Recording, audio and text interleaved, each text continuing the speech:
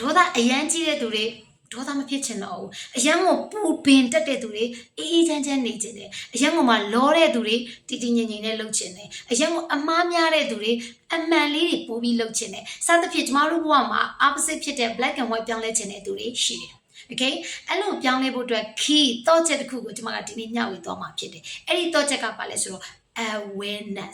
awareness ရှိရမှာဖြစ်ပါတယ်ကိုကဒေါသမကြီးချင်တော့ဘူးဆိုရင်ကိုမှဒေါသဖြစ်เสียအခိုက်အတန့်ကြုံလာပြီဆိုရင်ကိုမှ awareness ရှိရမယ်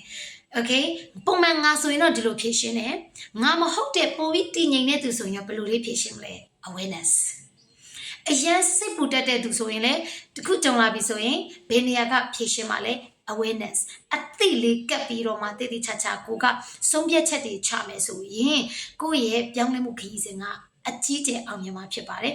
ဟာ awareness ကရှိရလွယ်လားကျမတို့တော့ no ပါ awareness ရှိဖို့ကျမတို့တွေကပုံမှန်တိုင်းကျမတို့ရဲ့ဒီအုံနောက်တွေမှာမှတ်ထားတဲ့ pattern တွေလုပ်နေကြအကျင့်တွေမှာဒီလိုမျိုးကျမကိုလာပြောလိုက်တယ်ဆိုရင်ဥပမာတော်တော်ကအသားမဲတယ်ဆိုကျမငငယ်လေးကပြောတယ်အသားမဲလို့ပြောလိုက်အုံနောက်ကမှတ်တာတိုင်းကနေအသားမဲတယ်လို့ပြောလိုက်တဲ့စကားတွေကျမကဟုတ်တယ်ငါအသားမဲတယ်ယုံချောအော်တိုအဲ့လိုဖြစ်သွားတာဒါကျမတို့ကမသိလိုက်ခင်မှာဒီလိုဖြစ်သွားတာအဲ့ဒါကိုကျမတဆင့်ချင်းစီပြောင်းလဲချင်မှာ awareness အသိရှိရှိနဲ့ okay သူကတော့ဒီလိုပြောလိုက်တယ်ကျမကအခုအုံနောက်တွေရော memory တွေရော feelings တွေမှာအသားမဲခြင်းကြောင့်ကျမခံစားရတဲ့ဝမ်းနည်းမှုတွေဘာမှမရှိတော့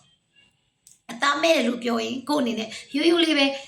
ခံစားမိတော့တယ် just ဘာမှမဟုတ်တော့ဒါက awareness သူတို့ပြောနေတာဒီငါရဲ့ဖြစ်တည်မှုဒီလိုတစ်စိတ်တစ်ပိုင်းကိုပြောနေတာငါကဘယ်လိုဒါကိုခံယူခြင်းလဲ awareness အသိလေးရှိလိုက်တာဖြစ်တယ်ဆိုတော့အသိရှိဖို့အတွက်ကမြန်မြန်ဖုံးတိုင်းလွယ်လာနေချင်းညချင်းမလွယ်ပါဘူးကျမတို့တော့မိတ်ဆွေတွေလည်းထက်ခါ awareness လေးရှိမယ်ဆိုရင်ကျမတို့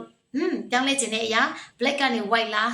အားလုံးကိုပြောင်းလဲနိုင်မှာဖြစ်ပါတယ်အလုံးကျေးဇူးအများကြီးတင်ပါတယ်ကို့အနေနဲ့ကောင်းမွန်တဲ့နီလန်းလေးတွေသိကျင်သေးတယ်ဆိုရင်ကျမလုပ်ပေးမယ်လာမယ့်စနေနေ့မှာ event လေးတစ်ခုရှိပါတယ်အဲ့ဒီ event လေးက